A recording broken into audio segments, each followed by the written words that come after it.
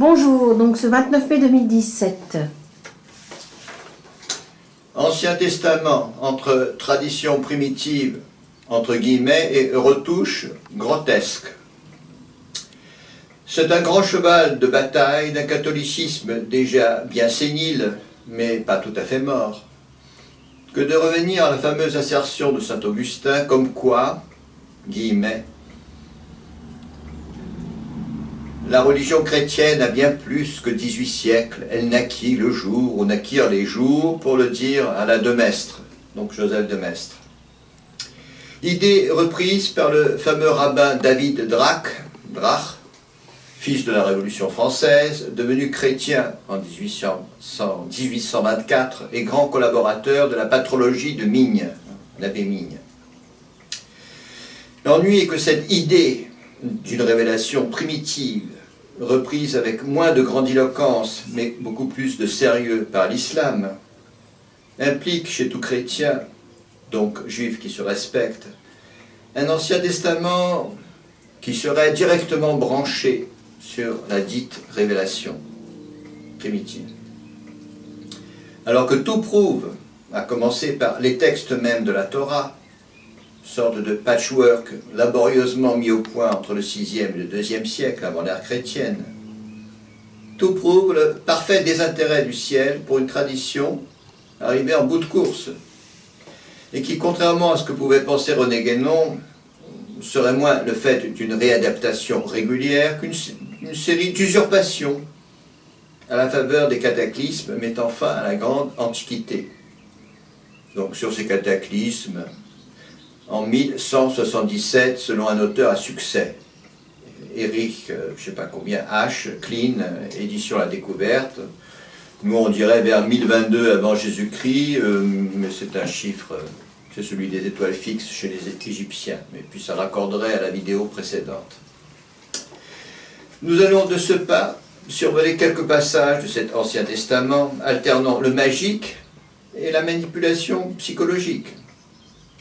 Celle-ci surcompensant par un surcroît de férocité, à l'imitation des Assyriens et autres militants des droits de l'homme. Celui-là, donc, le magique, récupérant et maquillant un ésotérisme des plus classiques, et dont le modèle est manifestement hindou.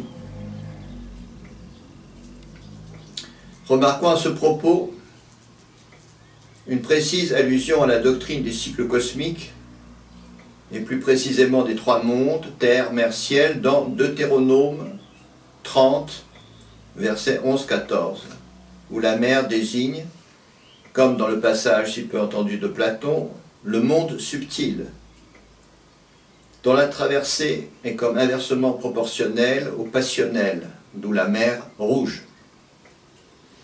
Autre interférence avec le thème quelque peu antédiluvien du buisson ardent. Thème sans mélange et pur dans les contes de l'oiseau de feu, les contes russes. Récupéré en mode politique, préludant à la confrontation de Moïse et de Pharaon, mais surtout étrangement contradictoire et entaché du plus parfait grotesque quelques versets plus loin, donc avant même que ce prophète, fortement imaginé, n'affronte le représentant d'un cycle antérieur, donc Pharaon. Il y aurait également beaucoup à dire sur l'ivresse de Noé.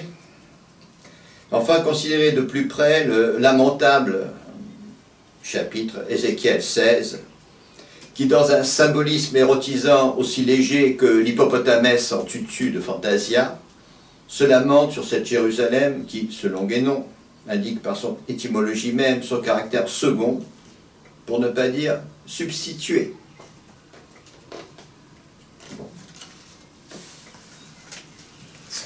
Merci, donc on va essayer de commencer les questions peut-être, ce serait bien. Donc ma première question en fait, ce serait si tu pouvais nous préciser cette révélation primitive dans l'islam. Est-ce que ça c'est... Alors l'islam, sans faire trop de chichi, il dit que depuis Adam jusqu'au prophète, donc Muhammad, il y a eu, je crois il y a les 124 000 prophètes, 125 000, je ne sais plus exactement. Il y a aussi le beau passage où René Guénon, dans une de ses études, parle des 3 Hermès. Hermès, les 3 Hermès, quoi. Donc, si tu veux, cette idée d'une révélation primitive qui se perpétue chez tous les peuples et depuis le commencement de l'humanité jusqu'à Muhammad, elle est classique dans l'islam, mais il n'y a pas tous ces chichis, toutes ces récupes par lesquels le christianisme essaie de justifier sa perte de tout ésotérisme. Voilà, à l'époque de Voragine, la légende dorée, bon, cette perte, elle est en quelque sorte officialisée. Donc en fait, la deuxième question, ça aurait été pour moi, cette tradition arrivée en bout de course. Qu'est-ce que tu veux dire par là? Alors, bon, là, je suis en train d'acquérir les ouvrages de M. Solaire, Jean Solaire, ben, enfin, disons, mais c'est une critique classique. Il y a un thème qui revient cycliquement, dans une espèce de concert de malédiction. Alors il y a une espèce de contraste entre des choses très fines et très subtiles et des choses très violentes et très grossières, quoi. Mais régulièrement, dans l'Ancien Testament, vous serez exterminés, anéantis, massacrés, vous deviendrez anthropophages. Mais je sauverai un petit reste. Mais de petit reste en petit reste, on arrive à Jésus-Christ.